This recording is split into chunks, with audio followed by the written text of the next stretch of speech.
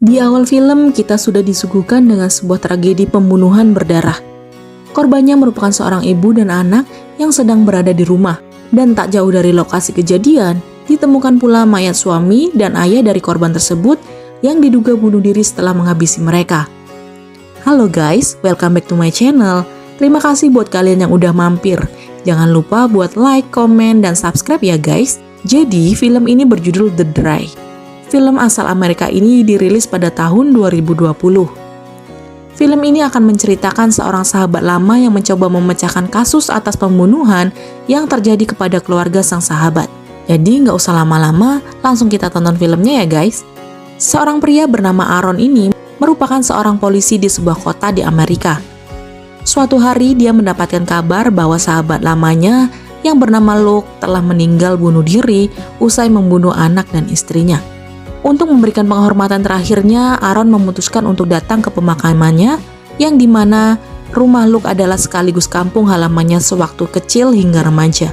Kota tersebut sedang dilanda kekeringan, di mana sudah tidak hujan selama 364 hari, sehingga kota menjadi sangat kering. Sepanjang perjalanan, Aaron disuguhi dengan pemandangan ladang jagung yang gagal panen dan daerah yang sangat gersang. Ketika sampai di sebuah tempat, dia kembali teringat kenangan bersama 3 sahabatnya. Film berpindah ke masa remaja Aaron. Ketika SMA, dia memiliki 3 sahabat dekat yang bernama Luke, Ellie, dan juga Grit. Luke dan Grit berpacaran, sedangkan Ellie dan Aaron masih dalam masa pendekatan. Suatu hari, mereka bermain di hutan dekat rumah mereka. Di sana, mereka menemukan sungai. Karena daerah mereka sangat panas, akhirnya mereka memutuskan untuk berenang di sungai tersebut. Mereka terlihat sangat bahagia. Keesokan harinya, ketika di sekolah, Aaron bertemu dengan Ellie. Ia menuliskan sebuah surat yang berisi bahwa dia mengajak Ellie untuk bertemu sepulang sekolah di sungai yang kemarin mereka datangi. Ellie pun mengiyakan ajakan Aaron. Sepulang sekolah, Aaron mendatangi sungai tersebut. Ia menanti kedatangan Ellie. Namun cukup lama ia menunggu, Ellie tak juga kunjung datang. Karena yang ditunggu tak datang, Aaron memutuskan untuk pulang ke rumah. Sampai di rumah, dia sudah ditunggu oleh ayahnya yang khawatir karena Aaron tak kunjung pulang. Karena ternyata ayah Aaron mendengar kabar yang beredar bahwa baru saja ditemukan mayat seorang pemuda yang tenggelam di sungai. Mendengar hal tersebut, Aaron langsung bergegas lari menuju sungai. Ketika sampai di sana, dia menyaksikan mayat seorang wanita sedang diangkat dari sungai. Dan ternyata itu adalah Ellie, orang yang dia suka dan sekaligus orang yang dia tunggu namun tak kunjung datang. Aaron sangat terpukul melihat kenyataan yang terjadi. Malam harinya, Luke datang ke kamar Aaron. Dia mengatakan bahwa surat yang dia berikan kepada Ellie ditemukan polisi dalam saku celana pakaian Ellie yang dia pakai hari itu. Dan itu membuat polisi curiga bahwa Aaron yang membunuh Ellie. Karena tidak tega melihat temannya menjadi tersangka, akhirnya Luke mengajak Aaron untuk membuat alibi, agar polisi tidak menganggapnya tersangka lagi. Karena Aaron memang tidak bersalah. Keesokan harinya, polisi mendatangi rumah Aaron. Di sana ia ditanyai perihal catatan yang dia temukan di saku Ellie. Aaron menjawab bahwa itu benar tulisannya, namun setelah menunggu beberapa saat, Ellie tidak datang, lalu kemudian dia pergi bersama Luke untuk menembak kelinci. Setelah memastikan alibi Aaron kepada Luke, akhirnya Aaron terbebas dari tuduhan. Namun ayah Ellie masih belum bisa menerima dan masih tetap menganggap Aaron membunuh Ellie.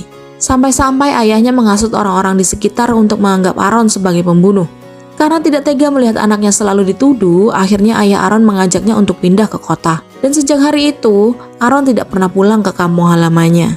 Scene berpindah ke hari pemakaman Luke.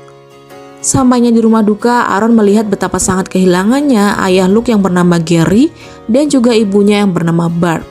Acara pemakaman selesai. Sebelum pulang, Aaron mampir ke rumah Luke.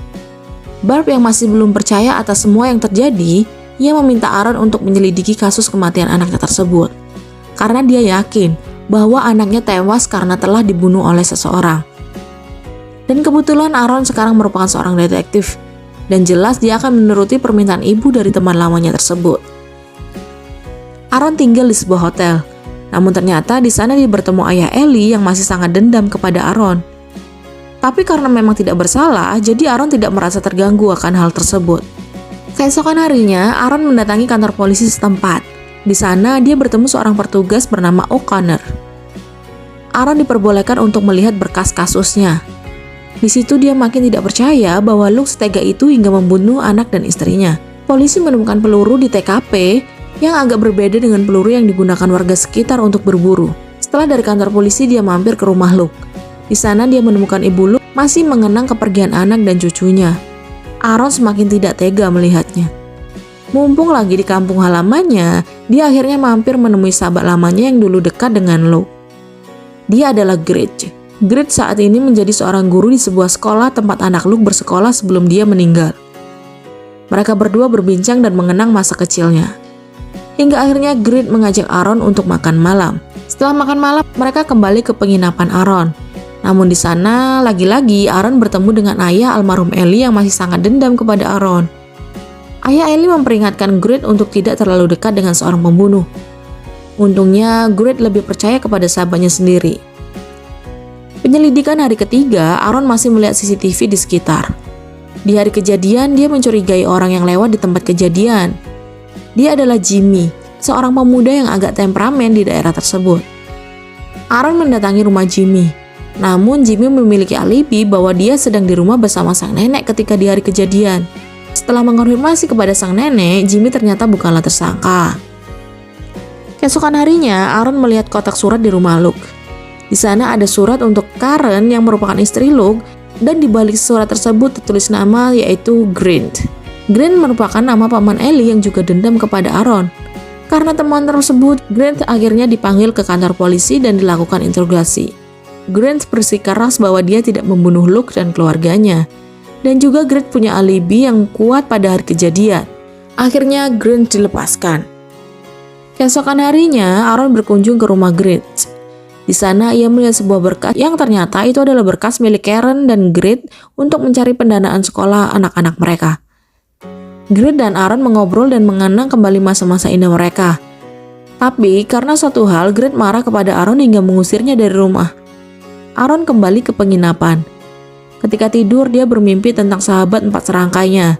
Dan sontak dia langsung terbangun dari tidurnya. Dan tiba-tiba dia teringat sesuatu.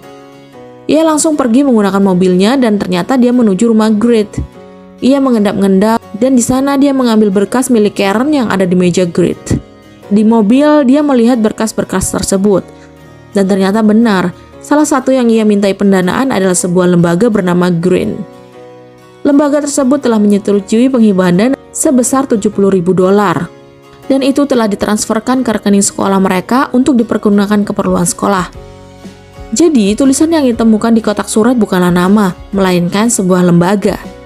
Aaron memiliki tersangka baru yaitu sang kepala sekolah yang bernama William. Karena William pasti mengetahui dan sudah menerima dana tersebut. Aaron langsung bergegas ke kantor polisi dan menceritakan temuannya. Mereka lalu bergegas menuju ke sekolah untuk menemui William. Di jalan, Connor mengonfirmasi ke lembaga tersebut. Dan ternyata benar, dana tersebut telah mereka transfer ke rekening milik sekolah sebanyak $70.000. Sampainya di sana, mereka tidak menemukan William di ruangnya. Ternyata dia telah duluan kabur karena mengetahui polisi akan datang. Aaron melihat William di gudang sekolah.